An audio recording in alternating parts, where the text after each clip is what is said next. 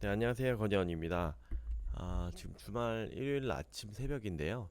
지금 저는 좀 주말에 가볍게 근교로 놀러 와가지고 좀 짧은 휴가를 또 짧게 휴가를 보내고 있는데 지금 최근에 2차전지 이슈가 워낙 많기 때문에 조금 시간을 내서 한번 말씀드려 볼 수 있도록 하겠습니다.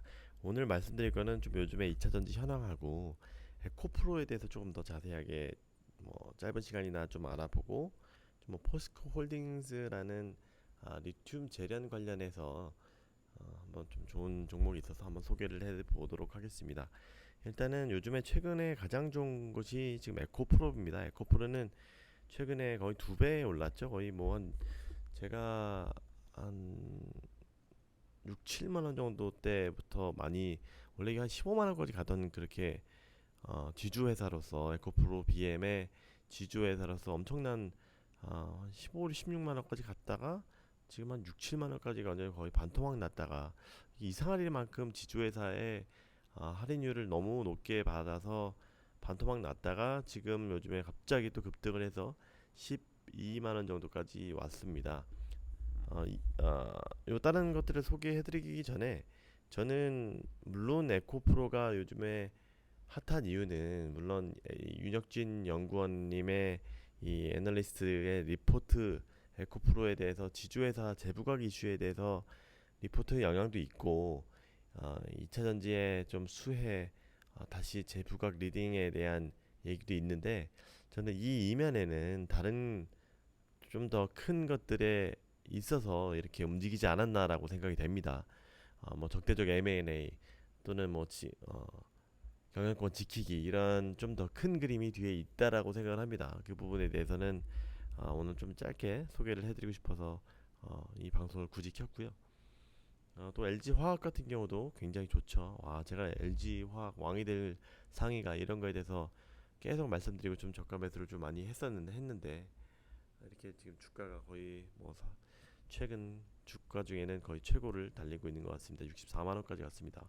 5%까지 갔고 IT도 조금 이제 어, IT나 솔루션 첨단 소재 같은 것도 요즘에 이 실적 같은 것들이 안 나오지만 워낙 또 2차전지 다른 것들은 거의 다 신고가 부근인데 뭐 영업이익이 안 나옴에도 불구하고 사실 영업이익이 플러스 흑자 전환하는 것들이 본질적으로 받쳐줘야지 이제 그 다른 양극재들처럼 퀀텀 점프를 하지만 이런 것들은 워낙 낮은 가격에 거래가 되고 있기 때문에 그런 것들에 대해서 좀 가치를 좀 받는 것 같습니다. IT, 뭐 엔캠, 또뭐 솔루션다 소재 같이 마이너스를 기록하는 2차 전지에서 아픈 손가락 같은 그런 종목들이 조금 더 상대적으로 반등을 하고 있는 것 같으면 작년에 같은 뭐 순차적으로 오르는 그런 장세 순환매 2차 전지 안에서의 순환매 같은 것들이 이루어지는 장세 같습니다.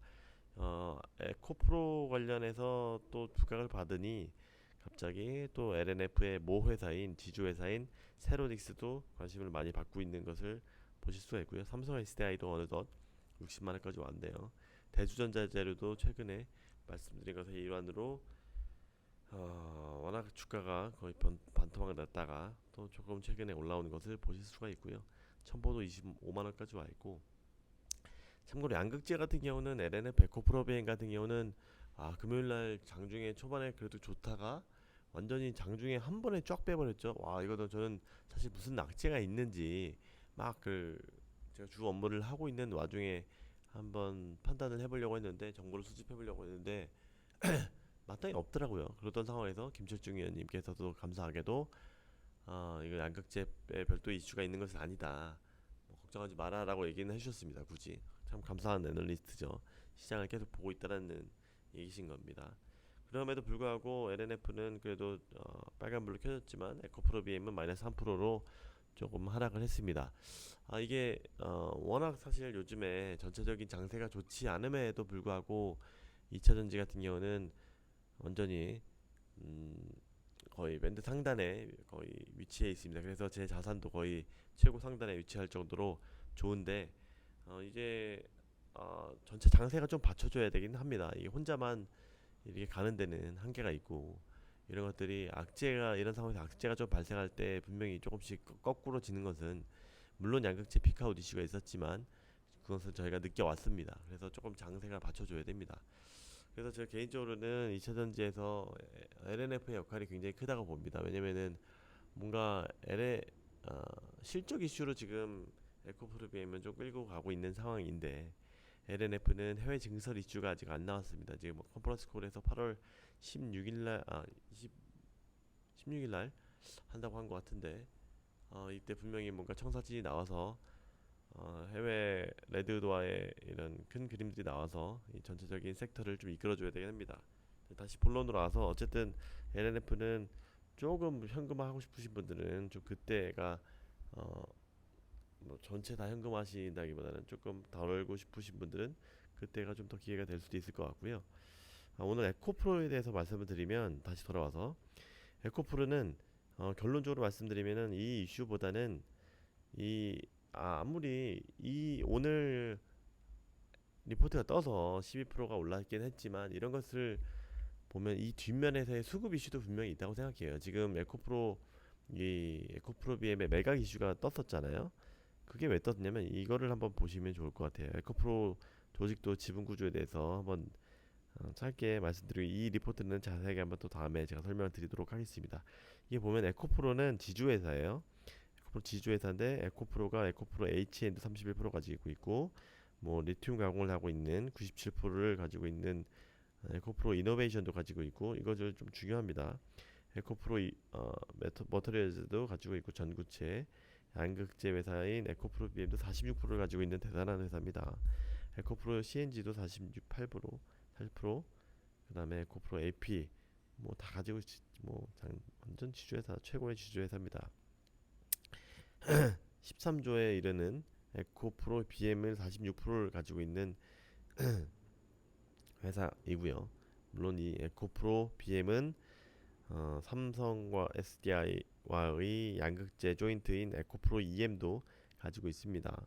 그래서 여기서 말씀드리고 싶은 부분은 에코프로는 이 지주회사라고 볼 수 있는데 이게 지분 매각 이슈가 있는 거예요. 이게 이동채 회장의 지분 약간 불미스러운 일이 있었죠. 이런 어,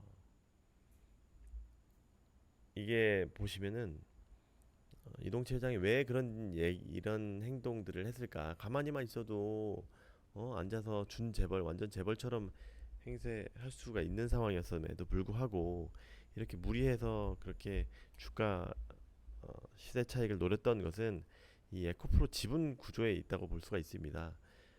돈이 많이 없는 거예요. 불안한 거예요.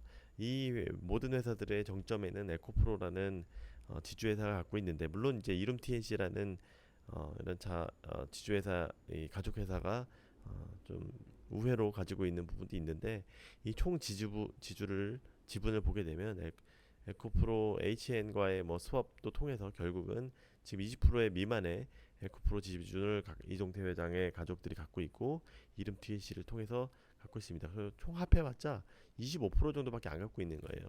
지금 에코프로 지분을.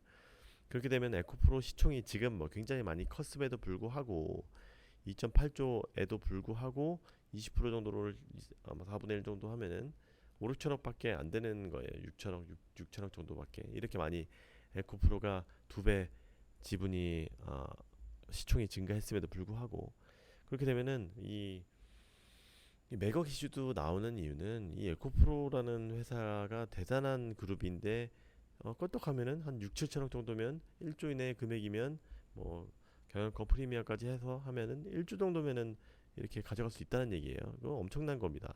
그래서 이게 이 회장 측에서도 뭐 가족회사든 우호 지분이든 이 매입을 한다고 보고 있고요. 반대로 이렇게 또 어느 사모펀드나 이런 대기업에서도 적대적으로 M&A를 한다고 하면은 에코프로 지분을 매입을 한다고 하면 또 이거 한 번에 또 가져갈 수도 있는 거예요.